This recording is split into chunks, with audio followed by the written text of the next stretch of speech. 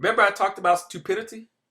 Stupidity and a stupid person will get shocked again and again and again and again and again and can't understand why they're always getting shocked and why they're always in pain.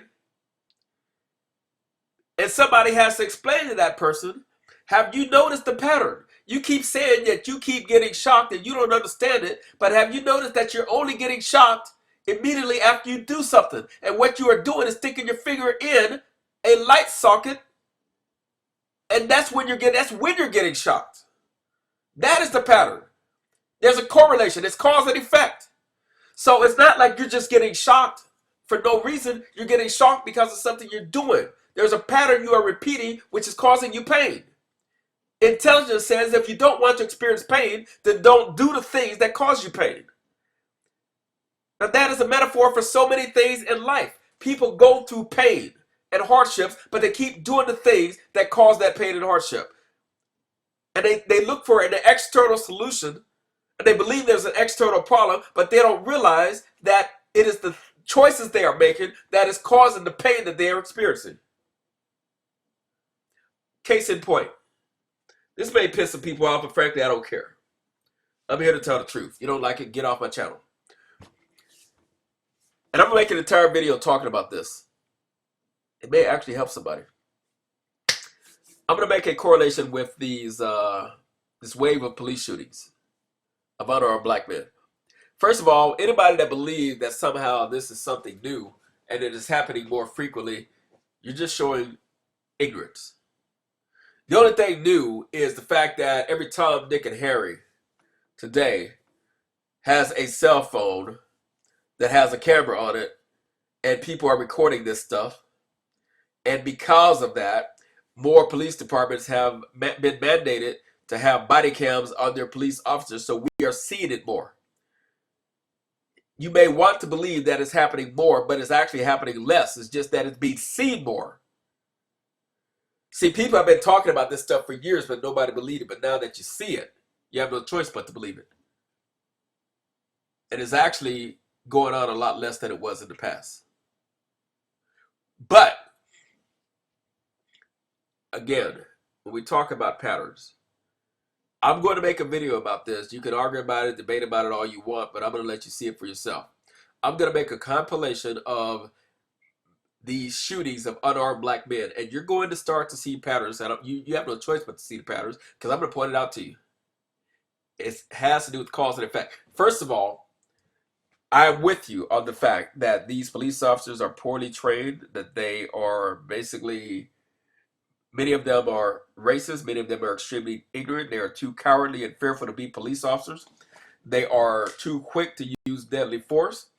I know what it's like to be at the business end of a gun on several occasions, and at none of those times did I experience the level of fear that they seem to claim that they fear, to where they have to use maximum deadly force against unarmed people. When I didn't have that much fear, even when faced with a gun. I mean, I had a guy pull a gun on me. I was totally unarmed, and yes, I was concerned for my life. There was a fear for my life, but not to the point that I overreacted. I was able to disarm the person, take the gun from him, using my martial arts training, hit him in his throat, used a wrist lock, took the gun out of his hand, took him off his feet, took him down, and I was calm the whole time. I was calm before, during, and after. Because when you're well trained, that's one of the things that you learn, is that all that emotion, rage, and any of that other emotion does not help you in a combat situation at all. And you can tell by the reactions of many of these police officers that they are very poorly trained. They are very, very poorly trained. And many of them, in spite of their training, they just don't have the right stuff to be in that situation at all. But we can all beat up on the cops and talk about how bad they are and they're this and they're that, but that doesn't change anything. What I'm going to say, even though some people might not like it, could possibly change something. And that is, I haven't seen a video yet to where one of these black men was just sitting at a bus stop, waiting to catch a bus, was on his way to church, had a Bible in his hand, Quran or whatever, or was on his way to a daycare center to do volunteer work or wherever he was going, minding his own business, Police officer just walked up to him and just shot him. If there's a video like that, please post it here. I want to see it. There's always something that led up to the encounter, that led up to the altercation. So when we talk about intelligence being largely about recognizing and noticing patterns, and how these IQ tests basically help determine how good you are at recognizing and noticing patterns, when we talk about that, that applies to so many things in life. Now, I think it would behoove anyone to notice what the patterns are, particularly when those patterns are getting that of how they think what they are doing are not giving them results that they want. They're not getting positive results. They're not getting the results that would lead to their success in any area in life. They're not getting any type of result that is favorable to them. So if you're not getting results in life that are favorable to you, then it is time to do two things. Ask yourself, what am I doing wrong? What can I do differently? Even if I'm not doing something wrong, what can I do differently? Because even if I'm not doing anything wrong, if I am consistently getting a negative result, I need to, at that point, consider doing something differently. Even if I'm not doing anything wrong. That's just common sense. Here's a point. Let's say that you are a woman who, you get off work and you have to walk home 3 blocks. Let's say you work at a bar and you get off at 12 o'clock. Or maybe 1 or 2 in the morning. Let's say you get off work at 2 o'clock. And by the time you get off work at 2 o'clock and walk home, a 30-minute walk to your house, you are getting grabbed and you are getting raped. For the past 6 months, it has happened an average of once a week. Somebody is grabbing you, somebody is raping you. You're not doing anything wrong. You're getting off work, you're just trying to walk home. You don't think you're doing anything wrong. You are doing something wrong. Because you're not recognizing the pattern. You might be saying, wow, why am I cursed? Why is it that I'm constantly being raped? I get raped an average of once a week. There's nothing I can do about it. Now you want to kill yourself because you feel like you're just a walking, talking target. You don't realize the cause and effect. Granted, you have a right to walk home from work without being raped. You're not doing anything wrong in as much as you are just walking home. But what you are doing wrong is not recognizing the pattern. You're always being raped on your way home from work after you get off work at 2 in the morning. And in this example I'm going to give you, you might always be getting raped when you walk past the same apartment building. There's always somebody there waiting for you. They grab you and they rape you. And then they let you go. And in their mind they say, what's wrong with this chick? Because I'm going to be here waiting for her again next week. Or maybe they tell their friends and their friends are going to be there waiting for her. They say, man, there's this girl. I don't know what her problem is, but she always comes through here at about 2:15. She's by herself. There's nobody that's going to see anything or hear anything. She walks right past this alley. If you grab her and snatch her in that alley, man, you can have sex with her and then let her go. And she just keeps coming back. Maybe she likes it. See, they notice the pattern. That's why they're waiting for you. They're more intelligent than you.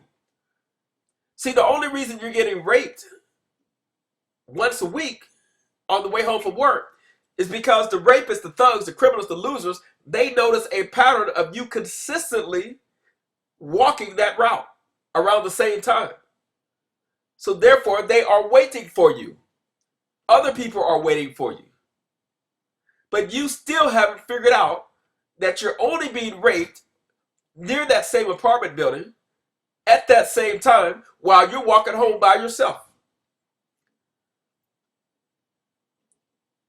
You have no expectation that it's going to happen, even though it can happen again and again. It was Albert Einstein, the genius, who first said and coined the phrase that the definition of insanity is to keep doing the same thing but expecting a different result. Not only is that not intelligent, that is stupid. That is the personification of stupidity. That is the definition of stupid. When you have access to knowledge and information, but you do not properly use it, that's stupid.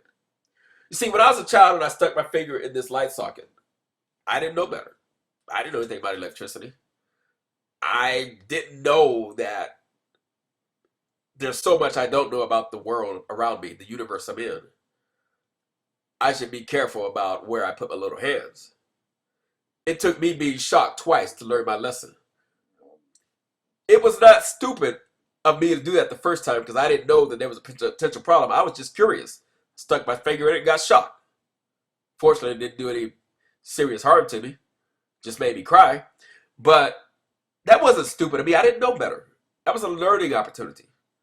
Was it stupid of me the second time? No, because I was a child. If I was older, one should have been enough. But based on my age, it was not stupid. I think I could have learned it the first time. It's not necessarily stupid that it took twice, but if I'd have done it a third time, regardless of my age, I would say that was a stupid child. I would say that was a stupid thing that I did. Because it happened twice. Cause and effect. What's it going to take for you to realize that when you stick your finger in that light socket, you are going to get shocked, just like you did the first time and the second time? What makes you think the third time is different? Einstein said that would be the definition of insanity, to keep doing the same thing but expecting a different result. You got shocked the first two times. Why do you think anything different is going to happen the third time? You keep getting raped, but you keep doing the same thing. You keep getting shot and killed by police officers when you resist arrest. Perhaps you weren't doing anything wrong. Perhaps you were minding your business. But you keep getting shot and killed when you resist arrest. That is the definition of stupidity. Let me give you an example. My brother and I were in Hollywood, California. We had seen a movie, and this is across from the famous Chinese Man's Theater, which now has a different name, Hollywood Boulevard. And we were on the other side of the street, just standing there, minding our own business. Just standing there. A police car pulled up on us, and several police officers got halfway out of the car, shined the light on us. There was lots of people around, so we weren't sure who they were addressing. They shined the lights directly on us, and they all pointed their guns. And they said, "Put your hands up." Now, we looked around because we didn't know who they were talking to. We had just came out of a movie theater. We were just standing there, minding our own business. We looked around. We weren't sure who they were talking to. And I looked at them and I made a physical gesture like, "Who, me? Us?" They said, "Yeah, you." We looked around and they couldn't have been talking to anybody else, so we put our hands up. Everybody else sort of got out of the line of fire. We knew we hadn't done anything. We put our hands up. They got out the car cautiously. We didn't say anything at all. They said, "Turn around." We turned around. Whatever instructions they gave us, we complied. They told us to put our hands on our head, interlock our fingers. That's what we did. They told us to lean against the wall. That's what we did.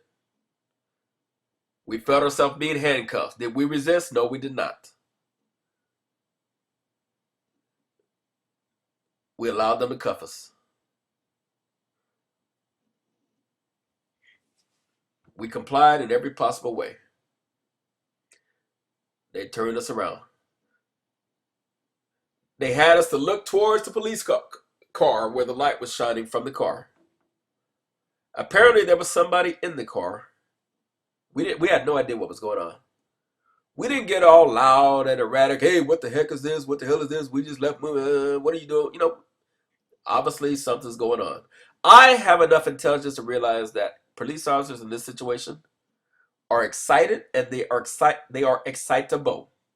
In many cases, they are like rabbit pit bulls. And if you are intelligent, you do not agitate a rabbit pit bull that's already on the edge. You do not provoke it. You may be right. You may be minding your own business, but you do not provoke it. If I were to come downstairs in my own house and see a rabid pit bull in my living room, even though he's wrong, he has no right to be there, I am not going to provoke it. What I'm going to do is very calmly give that pit bull his space, go back upstairs, get my .357 or my shotgun. I probably prefer the shotgun. Come back downstairs, and most likely I would pull the trigger, because how to get in my house in the first place?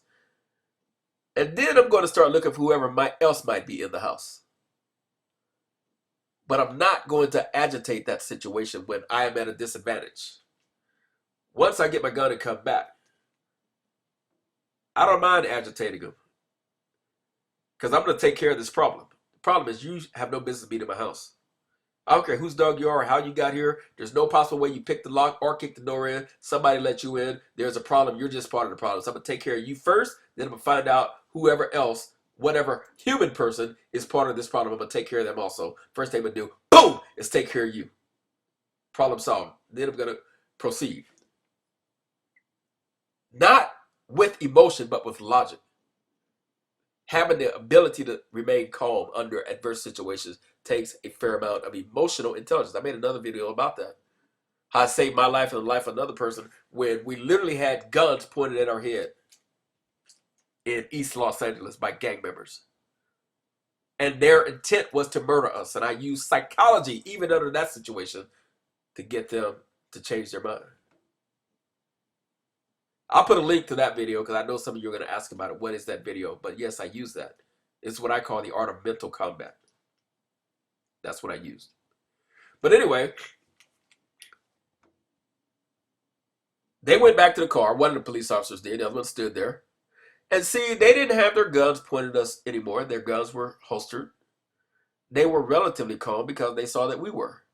They didn't feel they needed to put us in a chokehold or any of that. They had no reason to. Like Eric Garner, they had no reason to choke us out or any of that because we were not being combative, verbally, mentally, physically, or any other way. See, there's a time and a place and a way to handle anything. And that's why I said the definition of insanity is keep doing the same thing, expecting a different result. If you look at, and I'm going to make a compilation of these videos, and I'm not, like I said, I'm not in favor of the cops doing what they did. But we have to, you know, especially if you are a person that has responsibility. I'm a father, I'm a parent. And I have boys that I have to train and teach in the same way I was trained and taught how to handle these issues and be a survivor rather than a statistic. Okay? So, going back to Eric Garner, even though it was I think it's a relatively petty issue, why couldn't you be more cooperative? You were selling the cigarettes. It doesn't make the police officers right. It doesn't mean that they were right. It doesn't mean that you were wrong. But to keep you from being dead, I mean, what do you have to gain? Do you think you're going to win? Seriously? Once again, police beating up on people. Back up. Right here. Back up and get on that step. Let me tell you something. I am a martial artist. That means that I enjoy physical combat. I do it for fun. And I enjoy combative situations under the right circumstances. I have no problem with that. I do it for fun. I don't do it as much now as I used to, but in fact, I don't do it at all now, but I plan to get back into it at some point. And I'm no stranger to real fight situations. I've had quite a number of fights. That's just a fact from the time I was a child. But I just don't see the logic in you being surrounded by 3 or 4 police officers with guns, nightsticks, pepper spray, tasers, and all of that. And you contributing to a situation that inevitably is going to end in a way that's not favorable to you. Even if you don't get shot or beat down, you're going to get an additional charge on you, which is going to be resisting arrest. And in some cases, had you not resisted arrest, there might not have been any charges. Okay.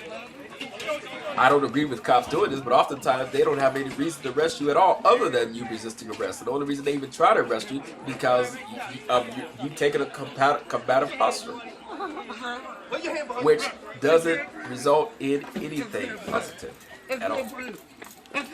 Nothing. Recognize the pattern. Please show me one of these videos. I mean, we have the video where the guy was shot in the back and murdered by a police officer. And the officer tried to plant a gun on him, but the video showed that that's what he did, and the person did not have a gun. So the cop is certainly guilty, and I think the cop is guilty of murder. But what the victim is guilty of was getting out the car and trying to run. That does not justify a cop shooting you in the back. I don't believe in that. But even if they want to shoot me in the back, why would I give them an opportunity? Why would I give them a reason? Why would I give them, why would I be a victim that now the courts have to decide whether the cop was right or wrong? Because even if the cop was wrong and the court decides he's wrong, which they probably won't, but even if they do, that's not going to bring me back. That's not going to bring my life back. Even if there was a lawsuit, my family's going to get the money. I'm not. Because I'm dead. The definition of insanity is keep doing the same thing, expecting a different result. Is your manhood so vulnerable that you must usurp and prove your manhood, if that's what you think you're doing, by challenging an armed police officer who rightly or wrongly is in a position of dominance at that moment?